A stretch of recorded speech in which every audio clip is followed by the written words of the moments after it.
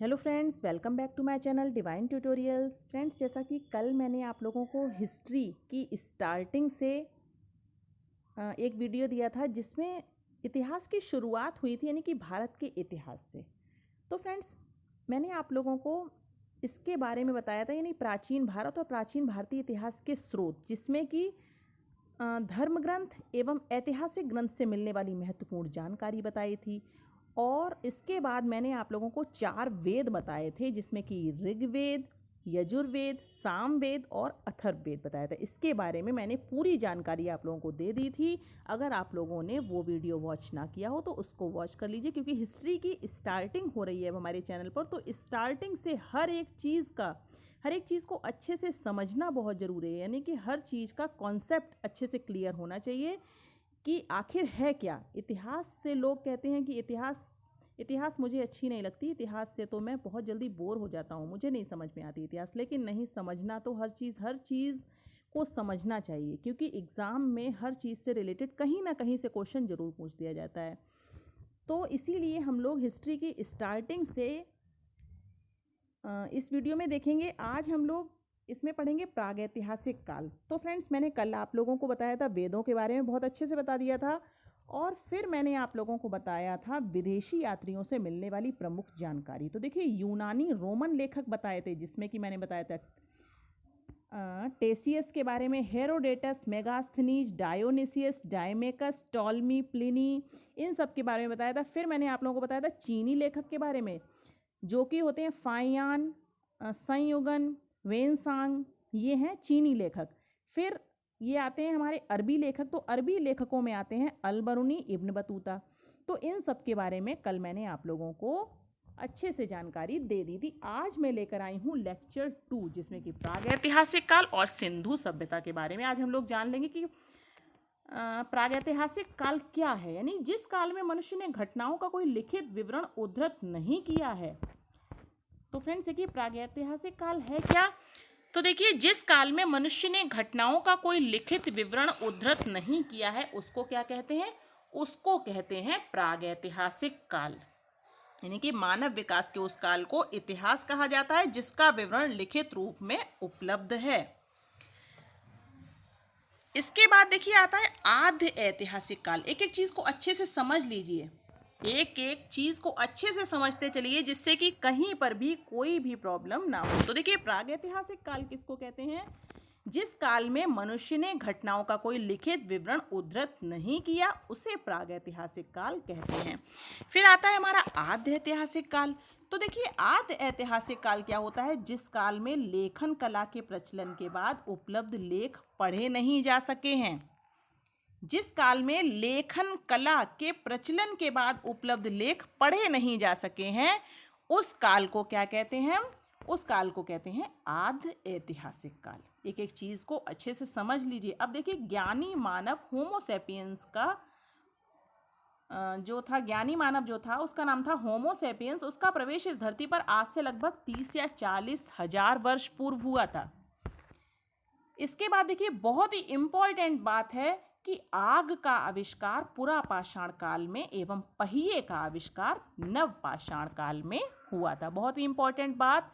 और क्योंकि एग्जाम में क्वेश्चन इसी तरह से पूछा जाता है कि आग का आविष्कार किस काल में हुआ, तो अगर आप लोगों ने ये वीडियो अच्छे से वॉच किया होगा तो आप लोगों को ये बात पता होगी कि आग का आविष्कार किस काल में हुआ। तो आग का आविष्कार हुआ है पुरापाषाण काल में। और पहिए का आविष्कार भी बहुत ज़्यादा एग्जाम में पूछा जाता है। तो फ्रेंड्स देखिए, पहिए का आविष्कार हुआ था नवपाषाण काल में। इसके बाद देखिए, मनुष्य ने स्थायी निवास की प्रवृत्ति नवपाषाण काल में हुई तथा उसने सबसे पहले कुत्ते को पालतू बनाया। किसको पालतू बनाया था? उसने पालतू बनाया सबसे पहले कुत्ते को। इसके बाद इसी से रिलेटेड देखिए, हम लोग थोड़ा सा आइए और इसके बारे में जान लेते हैं। कृषि का आविष्कार नवपाषाण काल में हुआ। यानी कि अलग अलग इसी तरह से क्वेश्चन एग्जाम में पूछा जाता है। तो हमारे वीडियो को आप लोग ध्यान से लास्ट तक, मेरे लेक्चर को आप लोग अगर ध्यान से सुन लेंगे तो वो आपके माइंड में अच्छे से सेट हो जाएगा। तो देखिए, कृषि का आविष्कार नवपाषाण काल में हुआ। प्रागैतिहासिक अन्न उत्पादक स्थल मेहरगढ़ पश्चिमी बलूचिस्तान में अवस्थित है। कृषि के लिए अपनाई गई सबसे प्राचीन फसल गेहूं पहली फसल एवं जौ थी, लेकिन मानव द्वारा सर्वप्रथम प्रयुक्त अनाज चावल था। तो ये हैं हमारी छोटी छोटी जानकारियाँ। इसके बाद हम लोग जान लेते हैं, देखिए, सिंधु सभ्यता के बारे में थोड़ी सी जानकारी। आज हम लोग सिंधु सभ्यता के बारे में भी देखेंगे। तो देखिए, सिंधु सभ्यता जो है वो रेडियो कार्बन C14 जैसी नवीन विश्लेषण पद्धति के द्वारा सिंधु सभ्यता की सर्वमान्य तिथि 2400 ईसा पूर्व से 1700 ईसा पूर्व मानी गई है। ध्यान से सुन लीजिए सिंधु सभ्यता के बारे में कि ये जो है सिंधु सभ्यता रेडियो कार्बन C14 को कैसे हम लोग लिखेंगे, C और ऊपर 14। तो देखिए, C14 जैसी नवीन विश्लेषण पद्धति के द्वारा सिंधु सभ्यता की सर्वमान्य तिथि कितनी है, 2400 ईसा पूर्व से और 1700 ईसा पूर्व तक। इसके बाद देखिए, सिंधु सभ्यता की खोज ये जरूर एग्जाम में पूछा जाता है। तो सिंधु सभ्यता की खोज की थी राय बहादुर दयाराम साहनी ने। किसने की थी? सिंधु सभ्यता की खोज जो है वो राय बहादुर दयाराम साहनी ने की थी। इसके बाद सिंधु सभ्यता को प्राक ऐतिहासिक अथवा कांस्य युगीन युग में रखा जा सकता है। इस सभ्यता के मुख्य निवासी द्रविड़ एवं भूमध्य सागरीय थे। सिंधु सभ्यता के सर्वाधिक पश्चिमी पुरास्थल दाश्क नदी के किनारे स्थित सुत कांगेडोर बलूचिस्तान, पूर्वी पुरास्थल हिंडन नदी के किनारे आलमगीरपुर जिला मेरठ उत्तर प्रदेश, उत्तरी पुरास्थल चिनाब नदी के तट पर अखनूर के निकट मांदा यानी कि जम्मू कश्मीर तथा दक्षिणी पुरास्थल गोदावरी नदी के तट पर दाइमाबाद जिला अहमदनगर महाराष्ट्र। इसके बाद सिंधु सभ्यता या सैंधव सभ्यता नगरीय सभ्यता थी। ये भी एग्जाम में पूछा जाता है कि सिंधु सभ्यता जो थी वो कैसी सभ्यता थी, ग्रामीण सभ्यता थी या नगरीय सभ्यता थी। तो सिंधु सभ्यता या सैंधव सभ्यता जो थी वो थी नगरीय सभ्यता। ध्यान से सुन लीजिएगा।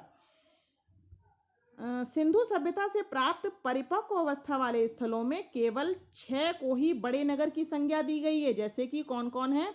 मोहनजोदड़ो, हड़प्पा, फिर हमारा आता है गढ़वारी वाला, धौरावीला, राखीगढ़ी एवं कालीबंगन। और इसके बाद देखिए, मोहनजोदड़ो से प्राप्त स्नानागार संभवतः सैंधव सभ्यता की सबसे बड़ी इमारत है। सिंधु सभ्यता की लिपि जो है वो कैसी है? वो है भावचित्रात्मक। भावचित्रात्मक कैसी लिपि है इसकी? सिंधु सभ्यता की लिपि है भावचित्रात्मक। ये इसकी क्या है? ये इसकी है लिपि, यानी सिंधु सभ्यता की लिपि कैसी है? भावचित्रात्मक। याद रखिएगा, यह लिपि दाईं से बाईं ओर लिखी जाती थी। जब अभिलेख एक से अधिक पंक्ति का होता था तो पहली पंक्ति दाईं से बाईं और दूसरी बाईं से दाईं ओर लिखी जाती थी। सिंधु सभ्यता के लोगों ने नगरों तथा घरों के विन्यास के लिए ग्रीड पद्धति बनाई। तो फ्रेंड्स, ये था हमारा सिंधु सभ्यता के बारे में जानकारी। सिंधु सभ्यता के बारे में और भी अगर कोई जानकारी आप लोगों को लेनी हो तो आप लोग मुझसे कमेंट बॉक्स में पूछ सकते हैं। और इसी से रिलेटेड एग्जाम में जो मैंने जितनी आज आपको जानकारी दी है तो क्वेश्चन लगभग यहीं से पूछा जाता है एक बार। और आप लोग मतलब आराम से बैठकर, शांति से बैठकर इस लेक्चर को सुनिएगा, जिससे कि एक एक पॉइंट अच्छे से क्लियर हो जाए। तो फ्रेंड्स, वीडियो पसंद आई हो तो लाइक ज़रूर कीजिए, चैनल को सब्सक्राइब करके बेल आइकन को प्रेस कर लीजिए, जिससे ऐसे ही मेरे डाले हुए वीडियोस का हर नोटिफिकेशन आप तक समय से पहुंचता रहे। धन्यवाद।